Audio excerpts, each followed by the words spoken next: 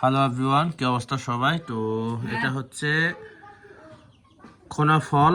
তো আমরা খনাগুলো বলে থাকি। এটা হচ্ছে খোনা ফলের হচ্ছে ভর্তা বা শিডল দিয়ে নাপি দিয়ে হচ্ছে বা মিক্স করে মরিচ মিক্স করে হচ্ছে ভর্তা করা হয়েছে।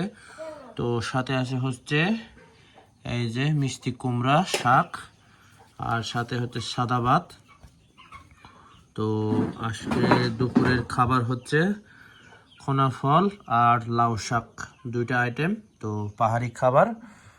সো খোনা ফলটা হচ্ছে আপনার জন্ডিস যদি থাকে আপনাদের, তো 100% হচ্ছে জন্ডিস দূর হবে, ভালো হবে। তো আপনারা যাদের জন্ডিস, তো অবশ্যই জন্ডিসের জারু যদি খুঁজে না পান, অবশ্যই খোনা ফল হচ্ছে বা রান্না করে খেলেও ভালো হবে, আর আগুনে ফুড়েও হচ্ছে ভর্তা করে খেলে ভালো হবে। তো গাইস, সবাই ভালো থাকবেন, সুস্থ থাকবেন।